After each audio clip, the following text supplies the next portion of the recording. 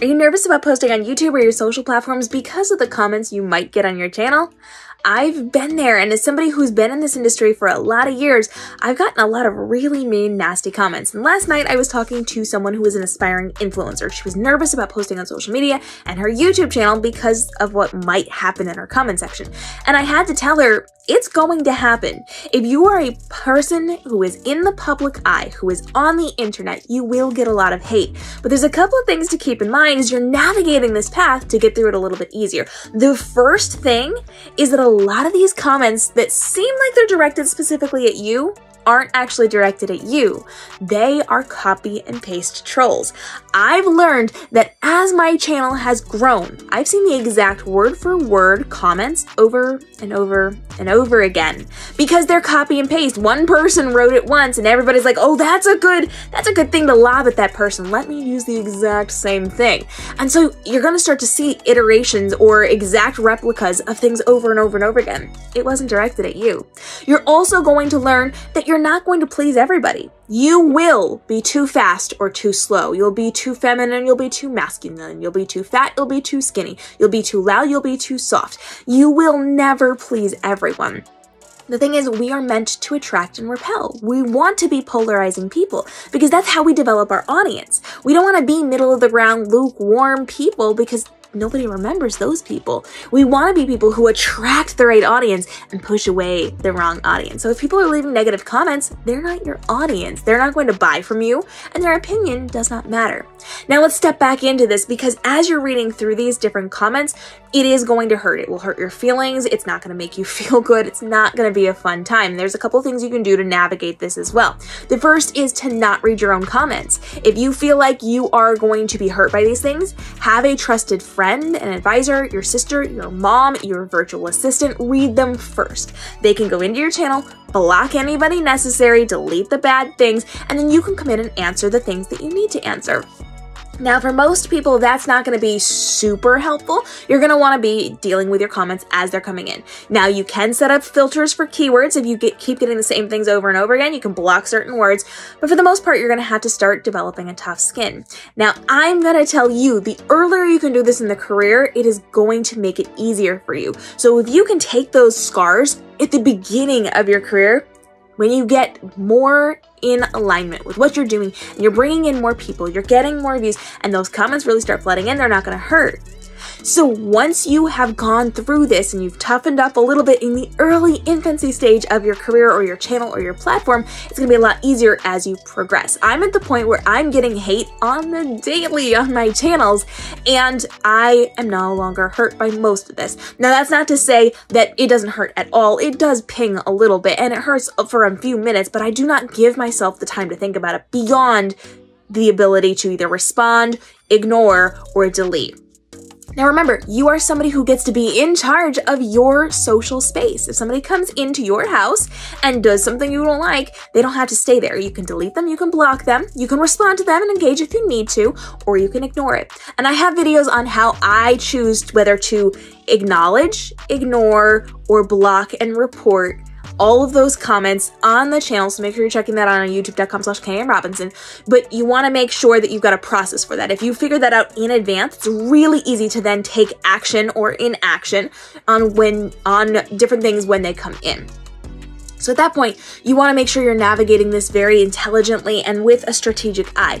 These things are not personal. There are people who are angry at the world, angry at you, angry at what you're teaching. I get a lot of hate over the things I teach. So they're not mad at me. They're mad at what Instagram has done or what TikTok has done, and I've reported on it, and they take it out on me, the messenger, but it's not actually about me.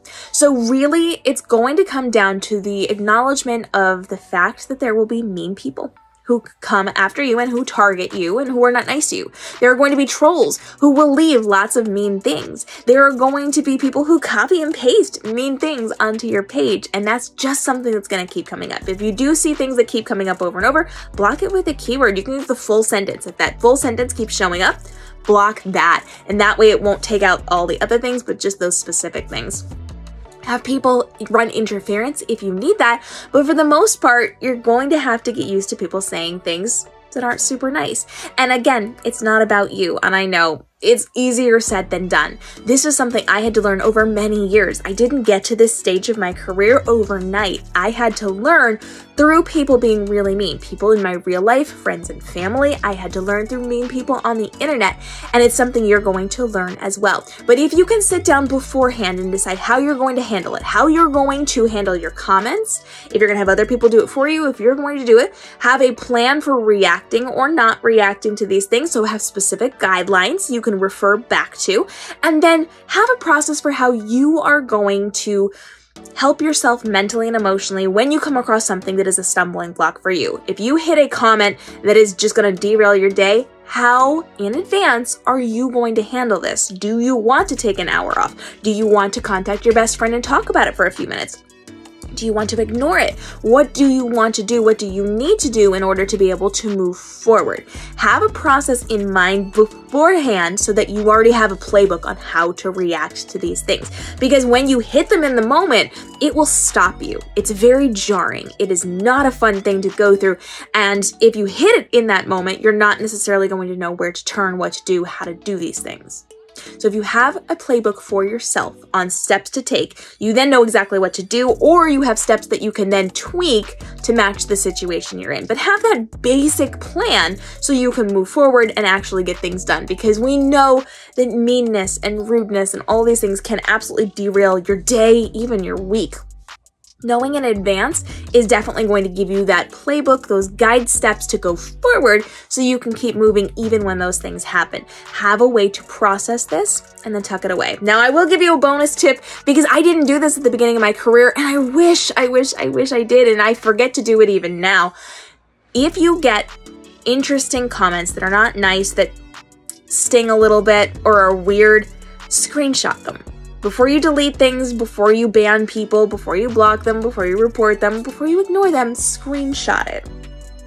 Because later on, once you become okay with processing this in a much easier way than you are now, you may want to, if you're like me, use these inside of your content. I wish that I had so many of the vicious things that people said to me before, because I would be using it in content all the time. It would be fantastic. But because I had been hurt by it and I didn't like it and I didn't know how to handle it in a way that would benefit me in the future, I didn't take those screenshots, or I didn't save the screenshots when I took them. So now I have a folder. If I remember, I pop things into it. It's really hard because I started that much later in my career, but I use them to then educate or to create funny content for TikTok and Instagram, and that's something you can be doing as well. So even if you don't like it, save it just in case you need it. This is also helpful should you have an actual issue with a person that keeps harassing you and you need to then present some of this information to the social platforms, or heaven forbid, something like the authorities have to get involved in this conversation. You would then have evidence of that, but this is also really good to use for content later on. I know that comments are not fun and we don't look forward to them and we don't want them, we don't process it well, and sometimes we don't handle it well at all.